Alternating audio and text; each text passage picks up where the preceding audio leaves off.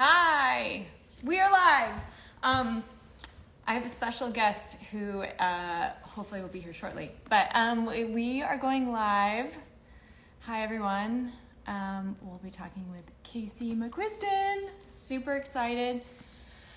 I am in a different room today because my internet sucks. So hopefully it won't freeze on everyone. Okay, hang on. Let's get Casey.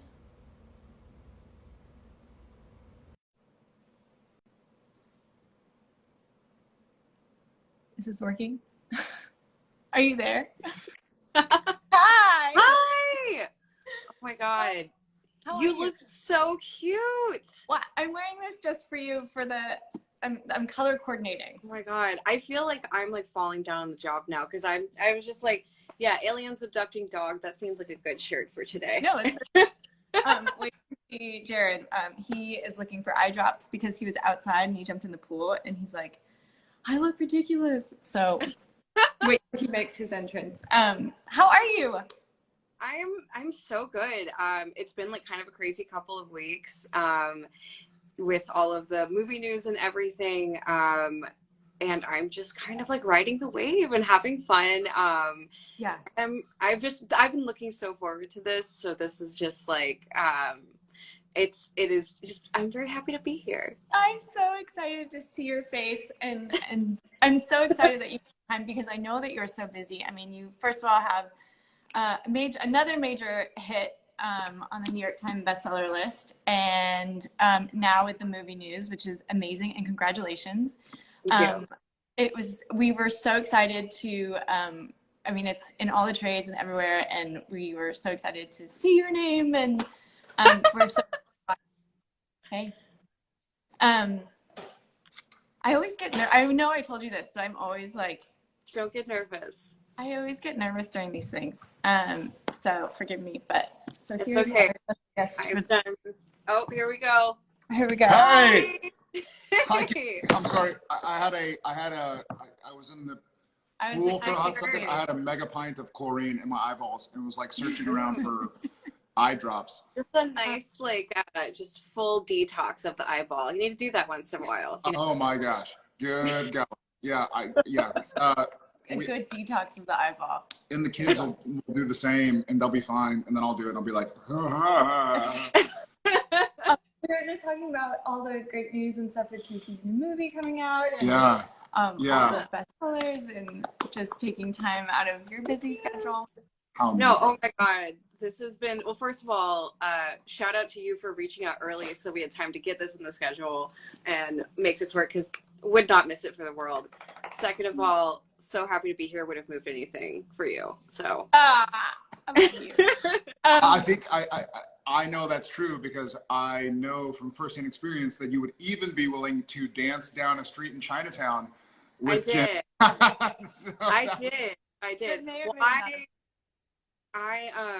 I feel like my claim to fame is getting Jen. Did you actually do a shot of pickle juice? Yes, I think and actually we were gonna have some for this conversation, and then both of us were like, I don't know how polished and professional we should be doing this. Jen was like, there's no alcohol. Well, yeah, that was Jen's glorious idea this morning. Was like, hey, we'll do pickle shots, and I was like, well, it's gonna be noon here, and so what? They're going to be at 1 p.m. And so, like, I don't know if that's a great idea to start the day with pickle juice. I think we did a good job of removing that entire bar of pickle juice. Oh yeah, that's the best time. Yes, it's pickle juice. Yeah. Yes. 9 to 5 playing in the background. Like, right.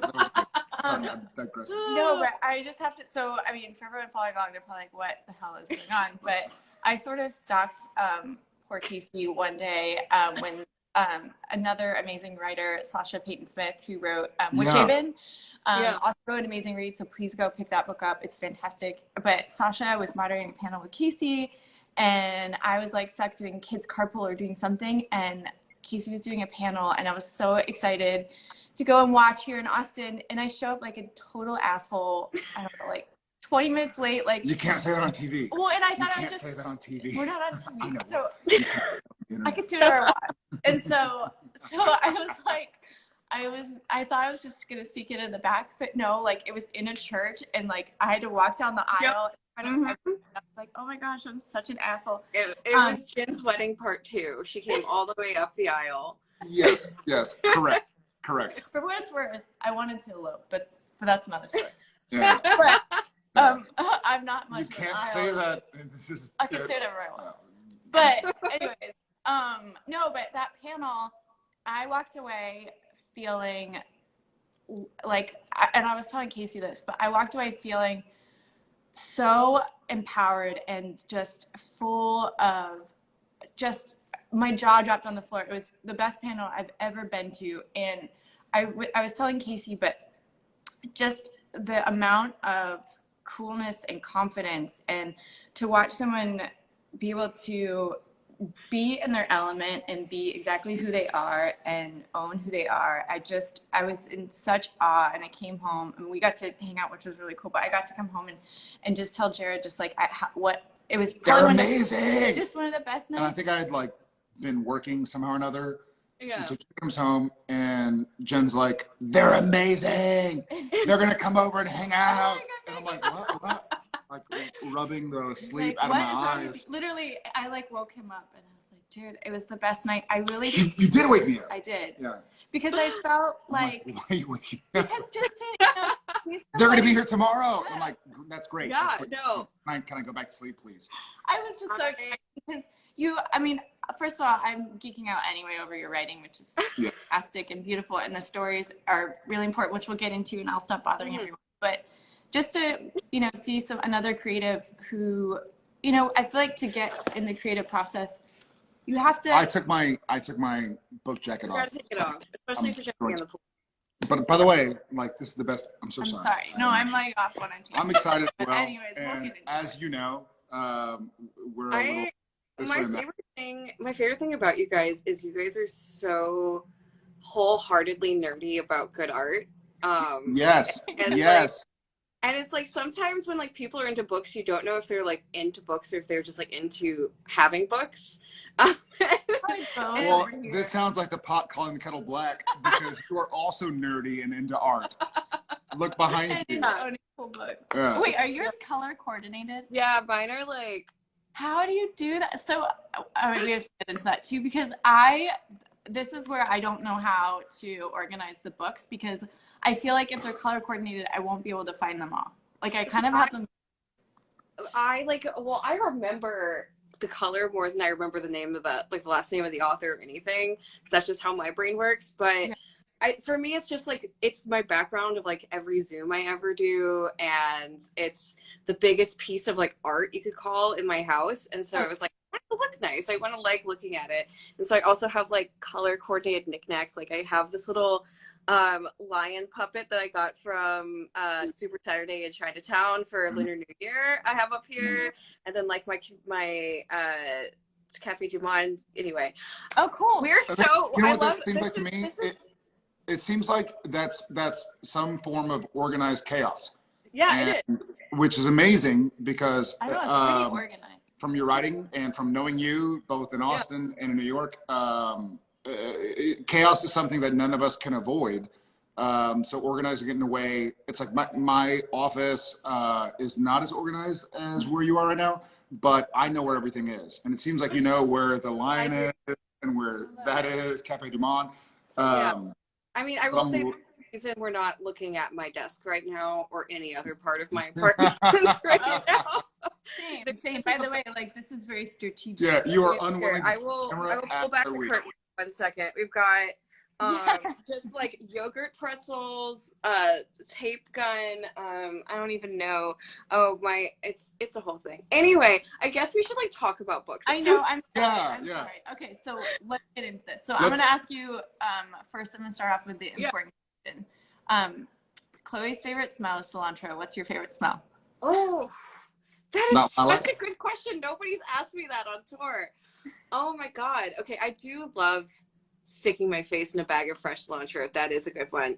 But mine, I like to get it from the store and you put it in the plastic bag and then you just like, I'm literally standing in the produce section like with my face in the bag, and they're probably like, "Do we need to like call?"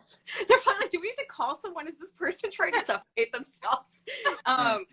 But anyway, I love lavender everything. I've got like lavender set, like little pouches of lavender in like all of my drawers of clothes. If lavender is an option, I'm going for lavender. What about lilac? Lilac is like, I love lilac. It's a little too sweet for me sometimes because I love how lavender is like a little more herbal. So lavender, and I also really love, because I'm from Louisiana, I have to say Satsuma. Is Satsuma? Like umami? Okay. I get to talk about a Louisiana thing. Yes. It's like these little tiny oranges, and they grow. They used to grow on a tree by my mama and papa's house when I was growing up, and they would all like get really ripe and fall down, and then we'd run over them with our bikes, and all the air would smell like that suba, and it's like this kind of floral citrus smell. Highly recommend. Is it like a kumquat? Yeah, it's a lot like a kumquat, like slightly bigger than a kumquat. Wait, what? It's not the size of the kumquat. It's the smell of the kumquat, correct? I have to Exactly. I have to switch out because like last time I saw you guys, I was in the mode of like, let me set Jared up with all the softballs so he could just make all of the inappropriate jokes he wants to make. Oh yeah. Now I have to be like. For those who are watching, Casey and I have inappropriate joke off competitions basically, and they and I kind of like go like, all right, I can make this weird comment. They kind of Yep. each other. Yeah. I don't know if it's a Southern thing or just a. Well, you know what's funny is that in your writing, in your book, you approach truth with, caustic is not the right word, but you approach truth with a challenge to truth. And I think a lot of times these days in the general populace, it's more like just stay in your lane and do what you're supposed to do and be who you're supposed to be and what you're supposed to look like and what you're supposed to say. But you through Chloe, through all the characters, but obviously the narrative is through Chloe, you are able to approach finding truth in a way that can be by challenging truth. You know, Chloe initially kind of will opine on a character, so to speak. And then Chloe will kind of come to know them more. And I love that. And I wonder if that's part of, I don't want to say the South because you know, the world's a big place, but there's something that clearly you have found beneficial in learning who you are by being challenged, which is wonderful. Well, you know, it's interesting. Like when I first sat down to write this book, for people who don't know, I'm from Southern Louisiana and I now live in New York. And most of the people I don't encounter a lot of Southern people here.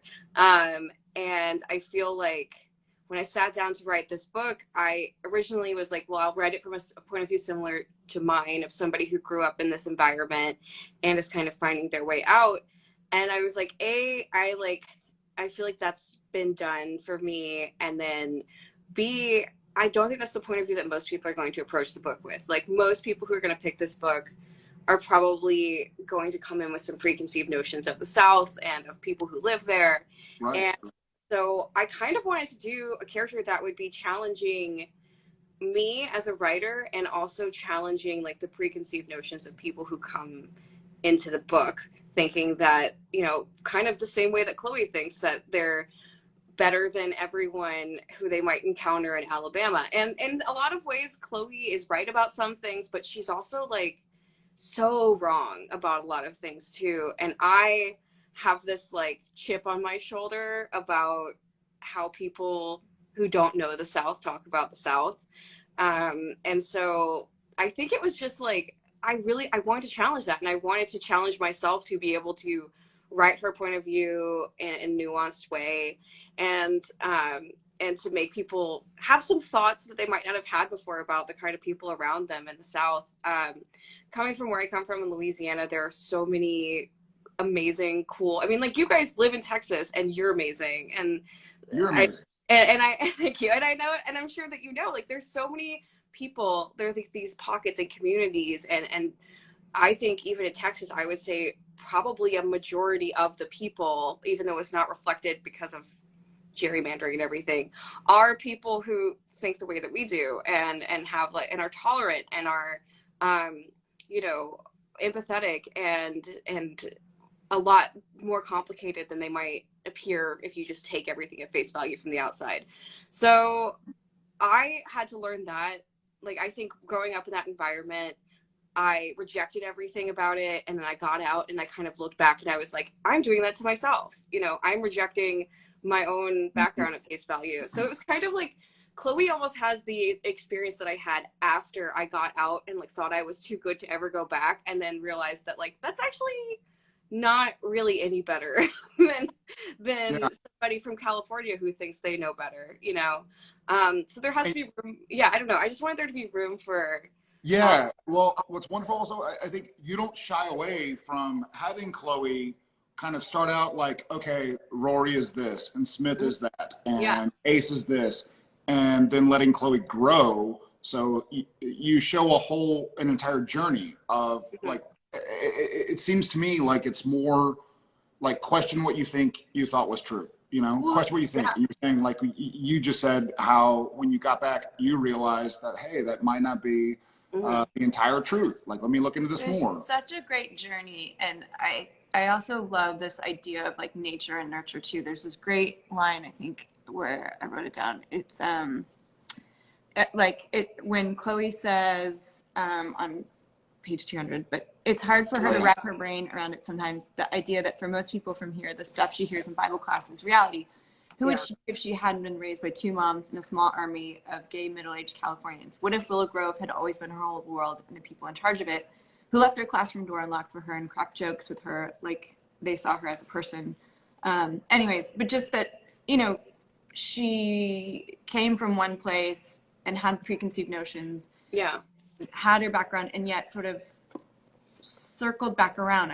I just love, and you know, having kids, like we're having these conversations and they come out who they are and challenge things. And I think it's such a great, I think having the story set in a high school setting is such a great way to explore these things. And It's so formative. Yeah. When someone's that age, it's that kind of point where you're going, well, I'm kind of an individual, but I kind of do what my parents do.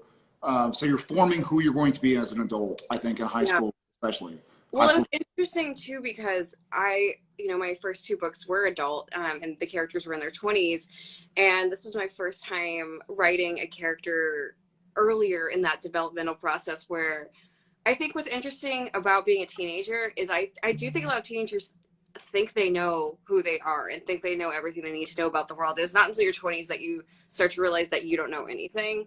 And so it was really fun to go from writing characters who are starting off in that weird nebulous space of trying to figure out who they are to taking this character who is so certain about so many things and has to learn that she has things to learn still.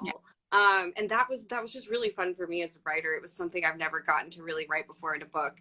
And just the process of Chloe beginning to unpack her own stuff and see where her own biases were and how there were so many people around her who were like her that she was just choosing not to see. It was really fun to write. I bet.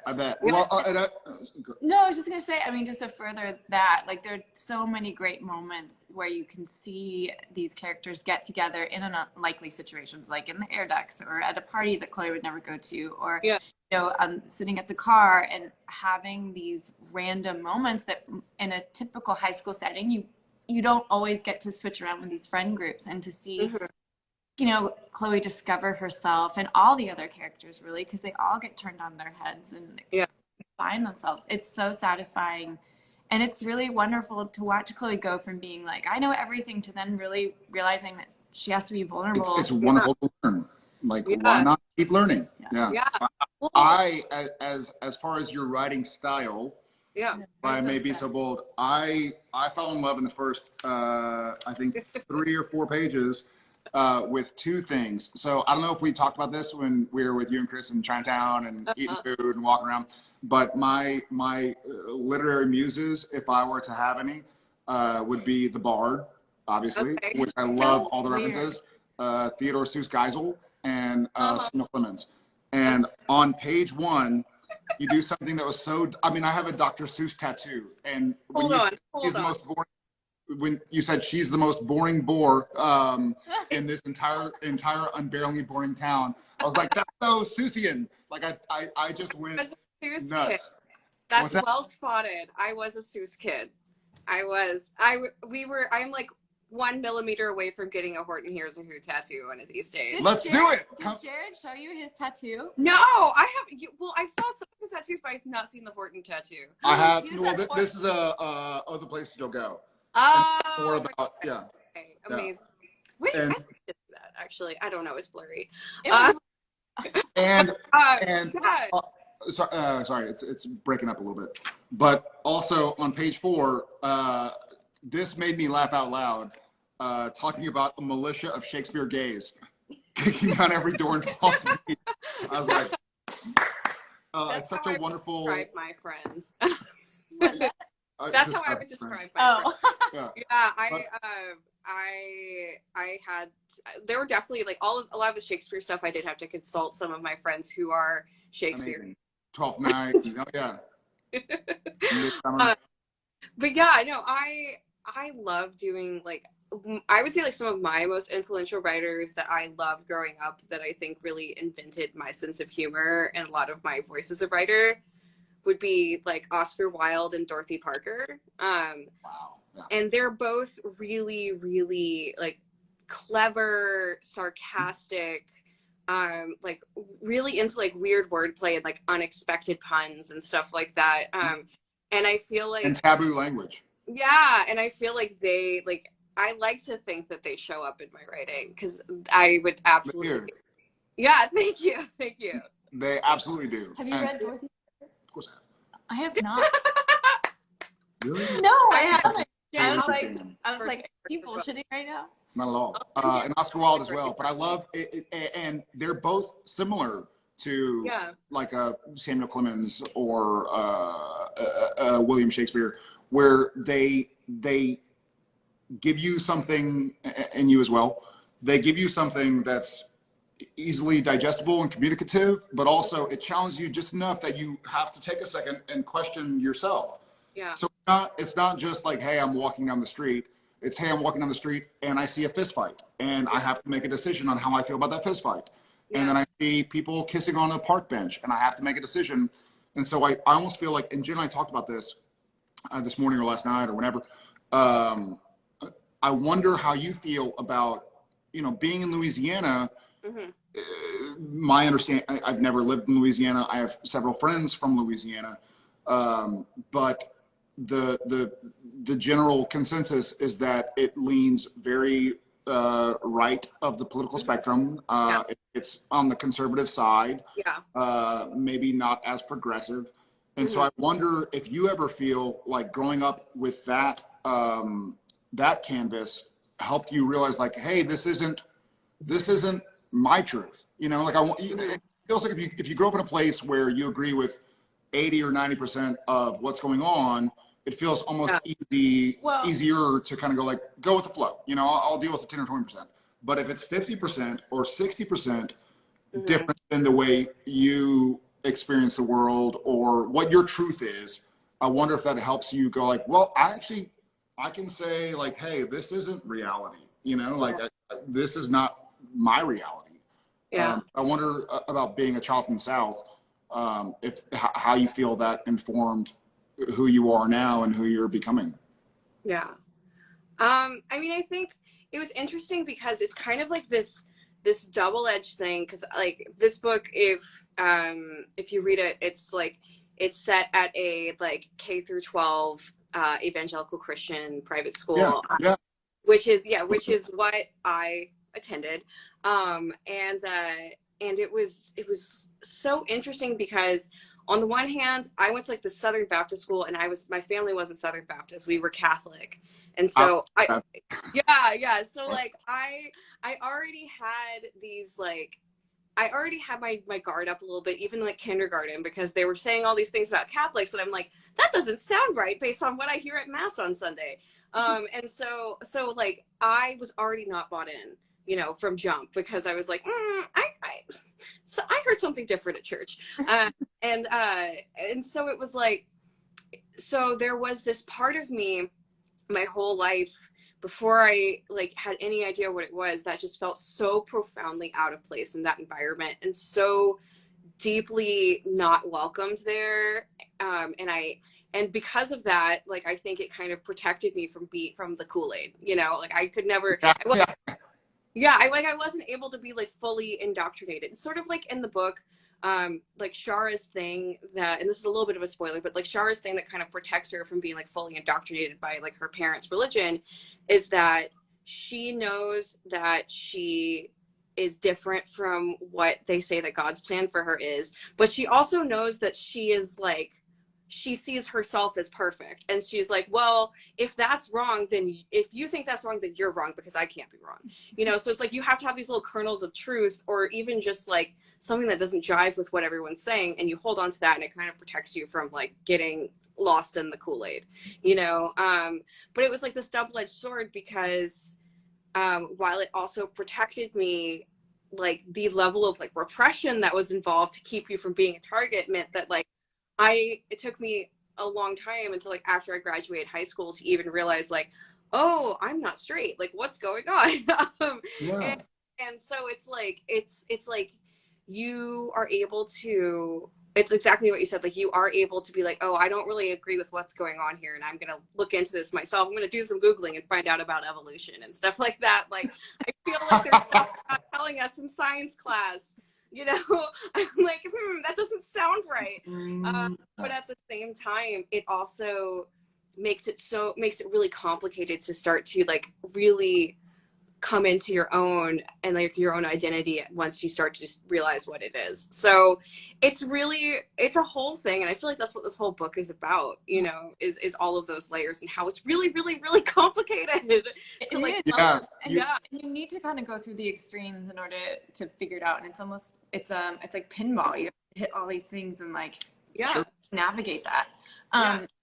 So we talked about upbringing and background and how some of that was woven into the story, but I also want to talk about what are some of the other influences, because there are so many things for me that I was like, oh, it kind of reminds me of Breakfast Club, where you have these, you know, certain archetypes that are kind of like turned on their, you know, like a whole different evolution, where it's like, I don't know, the Breakfast kind of club for our generation.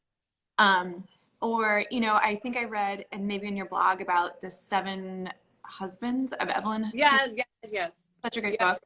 So I mean, there's so many different things that I was like, oh, it kind of reminds me of this or this, but it's so standalone. I want to know, were there certain things that inspired you? And if so, what? There are so many things. I mean, I feel like I kind of had this moment because I sold this book in like 2018. Like it's which is crazy. It didn't come out until this year, but like that's how publishing works. Sometimes it's like I sold it on proposal. This before One Last Stop? Well, no, I sold it on proposal, so I hadn't written it. I had like a paragraph pitch, and I had no idea what direction my career was going to go. I didn't know if my adult romances were going to tank. Like I had no books out yet, and so when I was coming up with the idea for this, I'm like, well, what if this is the only YA I ever get to write? Like, what if nobody wants to give me money to write a YA novel ever again? I want to throw in everything I've ever loved about teen movies, about teen rom-coms, YA contemporary rom-coms, everything. Let's take it all and let's throw it all in there if this is my one shot. So that's why there's like 5 different scenes of a character climbing through another character's bedroom window, because that's like one of my favorite tropes from like late 90s teen rom-coms.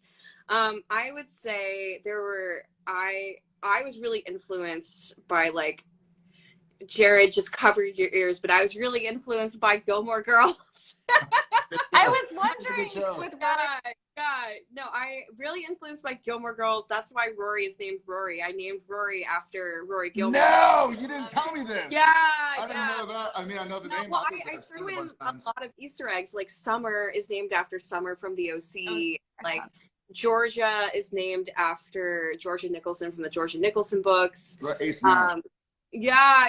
So I just I threw in like a lot of like little shout outs, like Rory's last name Heron is a Mean Girls reference. Like I threw in a lot of little shout outs to like my favorite like late 90s, early 2000s media that was really formative for me. So I took all those vibes, I threw them in there. I threw in like 10 Things I Hate About You. I threw in again, Shakespeare. I mean, yes, true. you know, Awesome. you're making me want to do a Shakespeare retelling now. Can I be in it? Can you name Okay. someone, Jared? That's my only request. Okay. You should. That would be amazing. Yeah. But yeah, so I threw in like everything that I ever loved. And then I also, the kind of genesis of the idea, you mentioned Seven Husbands of Evelyn Hugo.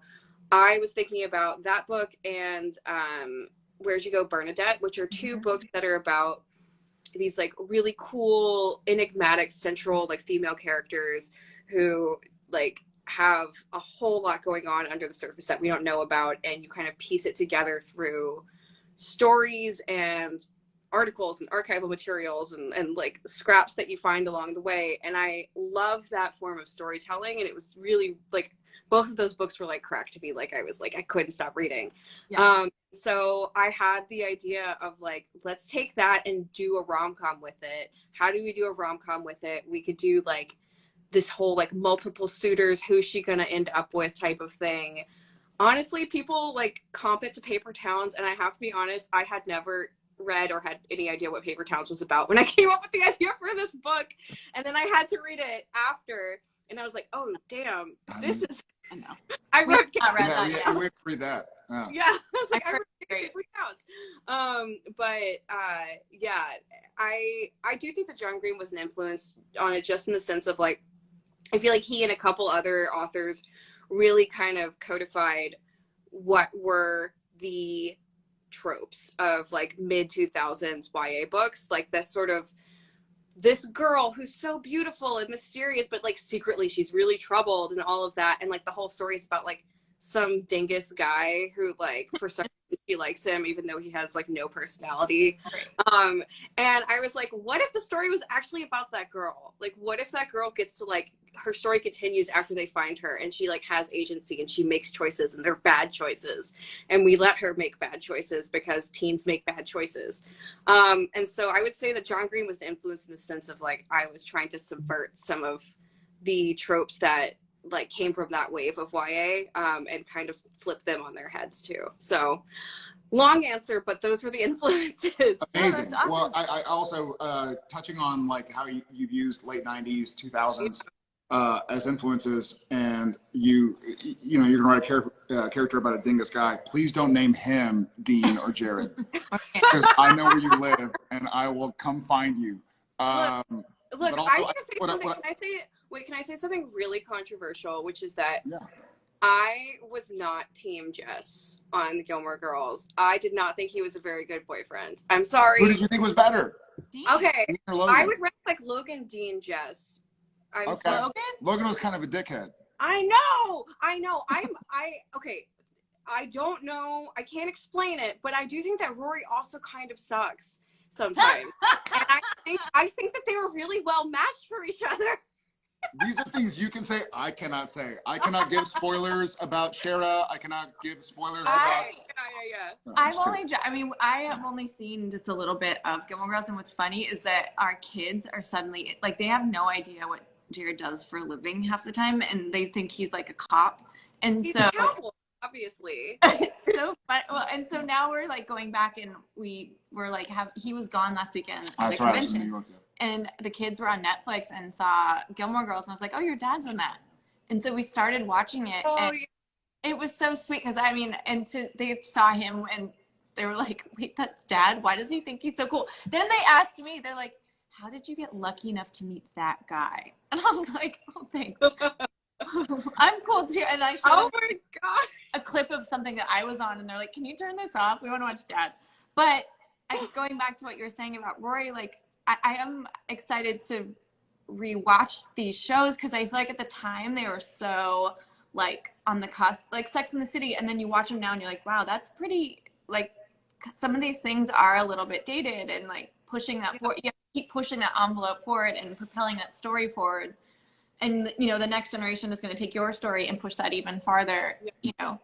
So, Well, I think much like Rory, what's that? I would say much like Gilmore Girls, Rory was and remains a very strong character, a character sure of who she is, but willing to grow. And I think what I found with Shara Wheeler was that Chloe specifically was very certain of who she was, and she's learning that she's perfect as who she is, and who she is will change, and that's okay. Not only okay, it's ideal.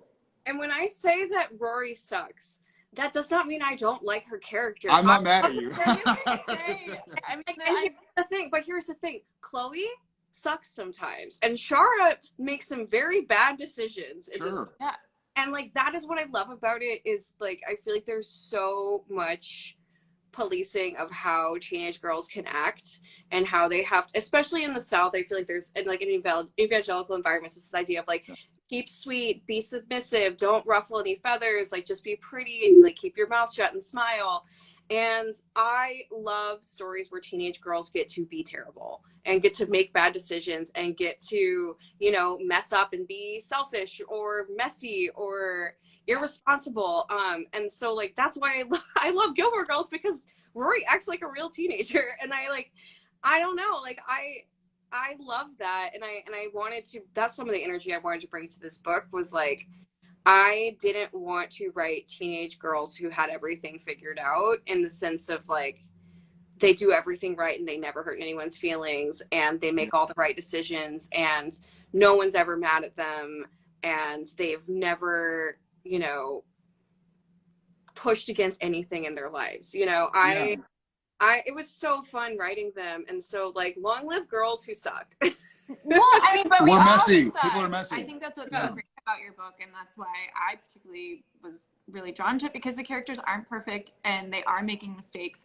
And I feel like, you know, we were talking about all the tropes and the archetypes, and she goes, Chloe is me. Like a bit. I was like, she I totally kind did. of I swear to relate God. to Chloe, and he's like, oh my like, God. really? I was like, okay, now I'm learning a little bit more about like what goes on in my wife's head. Well, because I'm like, I feel like, especially in high school too, and it wasn't a malicious thing, but a lot of who I was, or what informed who I was comparing myself to others. And I felt like we grew up in an environment where it was like girls were against each other as opposed to with each other, and you know, like trying to be the best and instead of embracing each other. And I like that you have both in your book, and I like that it's honest and it's real, and It's honest.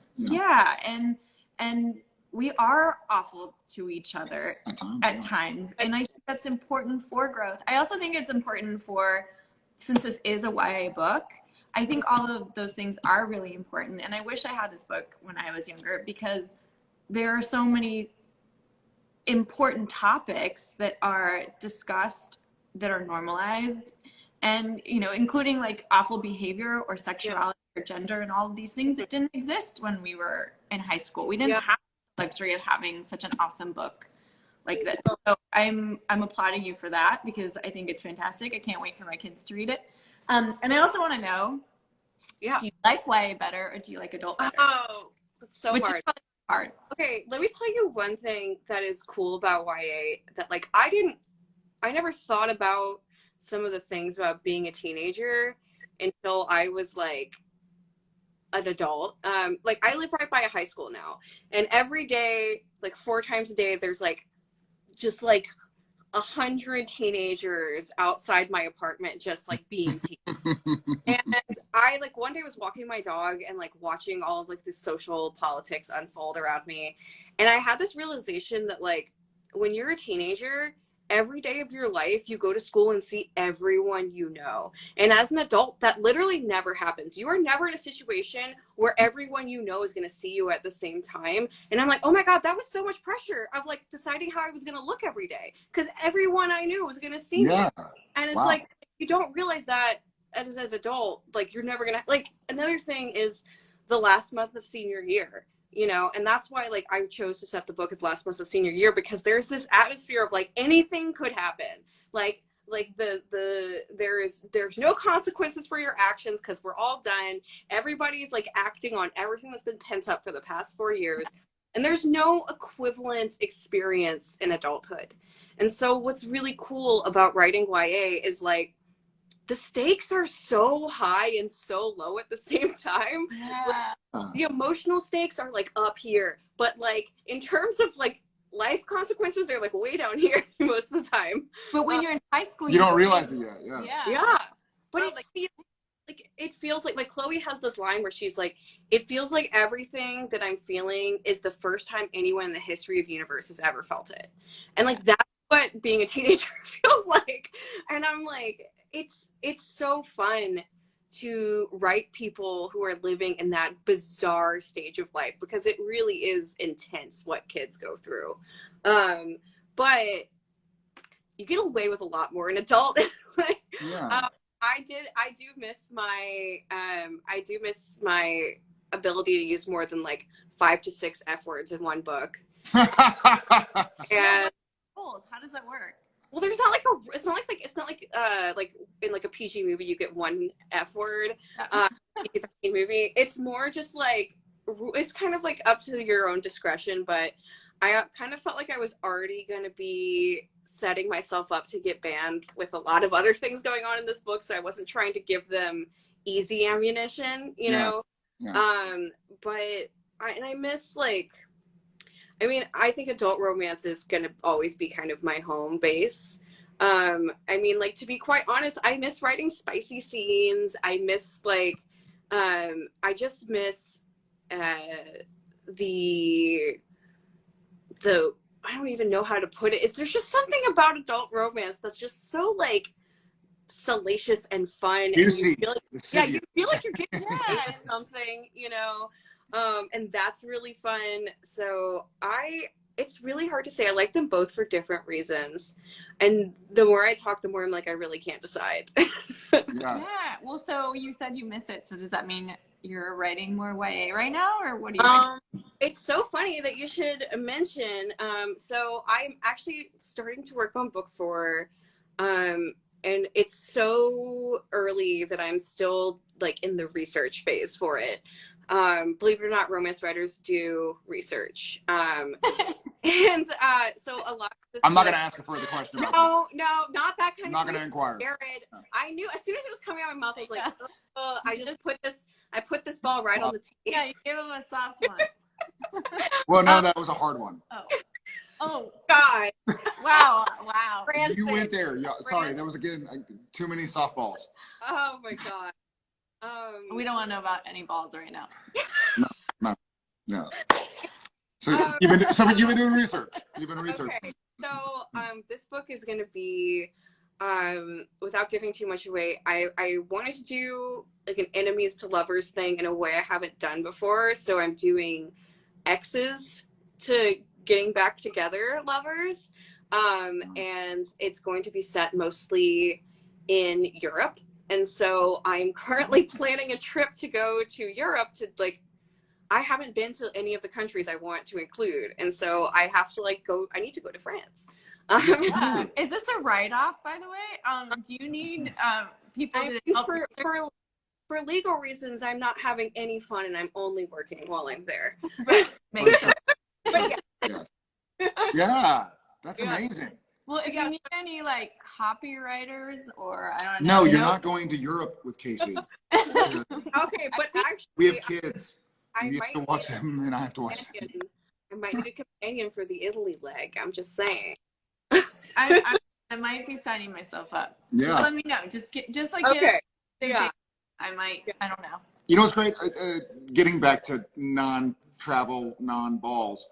Talking about YA and adult. I think what I really gathered from the book was that the YA struggle kind of continues. You know, neither of us are young adults. You know, to some people, but I'll be 40 next month, and Jen's 41, and we have kids. You're outing my age. Google also has your age. I'm not outing your age. It's not a secret. Oh. But I'm saying we're not the classic audience, but it's about kind of feeling like you're in a place where you know who you are and you must be right with your emotions, but you can still grow, and that's okay. You can be incorrect, and that the discovery. So I think it's so important where you placed it, especially that final month of high school, but it's so universal. You know, I think hopefully when I'm 60 years old or 80 years old, I can read a book that goes like, let me question what I think, you know, and let me try and discover who I might be. Yeah. And so I think it goes beyond just YA. Not that YA is a pejorative, but yeah. I think it's, you know, I enjoyed it as much as somebody half my age. Yeah, I mean, that's kind of what I was hoping for. I think, I don't know, I think that we tend to look at YA as a space for like other people to learn things and not necessarily a space for adults to maybe question something. But a lot of the beliefs that we have and that we hold on to are things that were kind of ingrained in us around that age. I know for me, like this book, if I read it 10 years ago, would have been kind of challenging to me, just in the sense of the anger that I still had about the environment that I was in. And there's a lot more empathy toward people in that environment in this book. And I think it would have been really challenging for me to read because I had not matured out of the anger yet, you know? But like now reading it as an adult, and I imagine reading it as an adult who didn't write it, but came from a similar background, I think it would be, what would be cool about it would be seeing this experience explored from the other side of like, and now we're out of it and we are reflecting and we're extending empathy backward toward our younger selves. Like that was the most healing part of it for me as a writer. And hopefully it's something that inspires people to extend that empathy to their own younger selves. I think adults can learn a lot from YA. Oh, yeah. A ton. I think for me, we did. Yeah, we absolutely did. And I think also it's nice reading it because I feel like, you know, what's so funny is that they all seem like they know exactly who they are, which by the end, you know, you get that great payoff of so much self-discovery. But I also feel like as an adult, what's crazy is that the older I get, like, it's weird. I feel like I know who I am so well, but I'm constantly questioning it. Mm-hmm. I'm constantly like, am I doing, do I feel like that? Like, I feel like our world kind of, it's exhausting for me. All the voices in my head. But anyway, okay, so I know that we're running out of time, so I want to make sure I get more questions in. Okay, Smith, Rory, Shara, and Chloe walk into a bar in college. What do they order? Do they walk into a bar all together? And what do they order? Oh yeah, I totally see the four of them like hanging out. Yeah. Like in the summers, like when they're all home from college, I feel like they absolutely hang out, but they go like, they don't hang out in Falls Beach. They go like to like Gulf Shores and hang out by the beach. But I feel like Smith would be getting a margarita. Chloe, I feel like goes to college and becomes one of those people who's like, I drink a vodka soda because like she wants to look cool, but like she actually really wants to get like some type of like sex on the beach or something. She's too embarrassed to say. I feel like Shara is gonna be I kind of see her being like a cider girl or like something, yeah, like or she's gonna order like the silly little cocktail that comes with a flower in it. And then Rory definitely like pounds those like PBR absolute bottom of the keg beers. I love that's like he's so like trash bag indie boy, like would love to like smoke parliaments for the aesthetic, which is something. I think Jen's real question was, who is getting the pickle shot? Yeah. Who's ordering pickle shots? No, I think they're doing a round of picklebacks, but I think it's Chloe's. Picklebacks. Yeah. What else was I gonna ask? Oh, Georgia has an emotional support water bottle all the time. Yes. What does Casey have? I also have. Ah! This is here. I'll do a quick sticker tour. This Where's is my yours? water bottle. Louisiana, obviously, Big Bud Press. My friend Sasha, who you know and love, made me get this at Dollywood, Mouth of the South. Yeah, and then this is also for Sasha's book. It's Hexahaven Academy Honor Roll student. It's Okay to Be Soft. A friend of mine designed this and sent it to me. I got my Jane and August sticker, my like Defend New Orleans, do what you wanna. Yeah, so this is my emotional support water bottle. And I also have my dog, but she doesn't want to be in the Instagram. Look, Pepper, come here. Aww. Pepper, come here. Come on. Anyway, well, I can answer another one while she's coming. Oh wait, no, she's coming. Come here. Come here. Come here. Okay, she's very sleepy. Come on. She just got a haircut, so her head looks really small. Hi, Pepper. Here she is. Oh my God, Pepper, you are She's adorable. like, I just woke up. Where am I? Why am I talking? Does Pepper know that she's in the beginning of the book? With thank you. I tried to tell her, but I don't know if she knows. But wait, a really funny story is that so the dedication of the book says to Pepper, my best girl. Yeah. And when I was on book tour, my publicist, who is a young woman, was helping me in the line with like taking pictures with readers. And this one person looked at her and he was like, "Oh my God, are you Pepper?" And they thought that like Pepper was my girlfriend and that my publicist was named Pepper. And no, Pepper has 4 legs and hair all over. Yeah, I just looked at them and all I could think to say was, Pepper's a dog. Like, all I could think to say. Amazing. Well, Pepper is a cutie. I didn't know we meet Pepper today. I know. We didn't meet Pepper when we were there with y'all in New York. I know. Next time. Pepper was famous to me in the dedication. So yeah, she's very famous. Yeah. All Uh, right. Rapid fire ready. Okay, I know Taco Bell is mentioned a bunch throughout the book, and you've already answered this question with Sasha, so I'm not going to ask what your order would be, but would it be Taco Bell or Whataburger since you're from the South? Ooh. You know what? When I was in my 20s, I would say Taco Bell every day of the week. But now that I'm older and I live in New York, I don't have access to Whataburger anymore, but I can get Taco Bell whenever I want. Yeah, we don't have Whataburger. We are getting a Cane's, but it's going to be in Times Square. What? Wow. I know. That was your favorite place. In the curve. He loved, when we first met, he's like, oh, this is where I used to go eat. And it was like Red Lobster. It was the Red Lobster and Times Square. I would go. I saw a Olsen Twin movie there in like 2002 or something. And my Pepper, who has since passed, her name was Sadie. And we would go there and they would give me like a bag of like 10 or 15 biscuits. And so I'd feed Sadie Girl with it. And then I'd get like fettuccine Alfredo or something. It was probably 40,000 calories. Like on a date weekend in New York, when we were first dating. He's like, let's go to Red Lobster. Oh my God. That just, as long as it's not the Times Square Olive Garden, which I don't know like I probably have been there.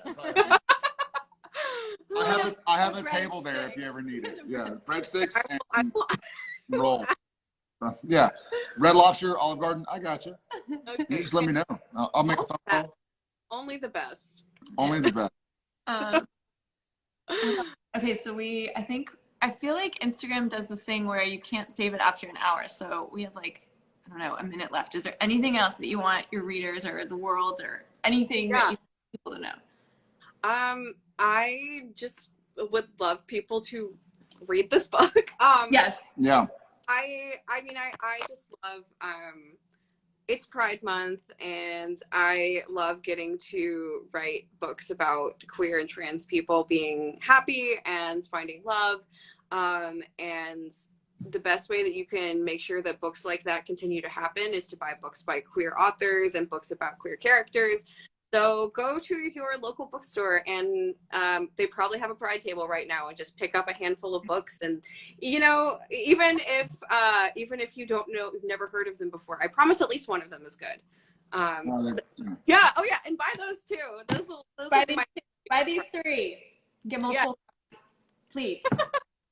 Oh my God, this was so much fun. I miss you guys. Miss you too. I'm gonna bug you. Yeah, please do. Come back. Okay, all right. Oh, by the way, how is your chicken? Which one? It's better. The stuffed one that has the weird eyes, or No, the chicken. I mailed you a breakable. Oh! 5 in 1 piece. Yes, no, she survived. She's perfect. She's actually right now on my vanity, and I put lipstick in her. And I'll take a picture later and I'll post it. So Okay. That we're talking about. But first of all, it's my favorite color. That's literally my favorite. Oh, right. Perfect. I'm so grateful, and I got the book, which I'm so excited to read. And it was so crazy because they went into Book People yesterday, because we went and picked up a bunch more copies. Yeah. Oh my God. I know. Rad. We picked up a bunch that we're gonna give to friends and stuff too. And anyway, that book that you just, which of course like the name escapes me, was Yerba Buena. Yes, was in the bestseller like recommendations and stuff. So I was like, I'm so excited. That's my next read. Thank you guys so much again. Are you Love kidding? you, Gracie. Thank you so much. You're the best. By the way, I owe you pictures because I have some great pictures of you and Jen walking down the street. I don't recall those being taken. That's all right. You can have them in picture form. As a reminder. Yeah, we also still have your portable battery pack if you want. That's yours. I gave it away. Yeah. Oh, Because Chris is the small, he had the medium. Yeah. So Okay. All right. Use it. All that that reason. on We'll a figure this. FaceTime now. Everybody's just on a FaceTime call now. Thank y'all again so much. Just thank you. Thank you for everything. Thank you. All right. Bye. Bye. Bye. I don't know how I don't know how to log out. Wait. Oh, got it. I figured it out.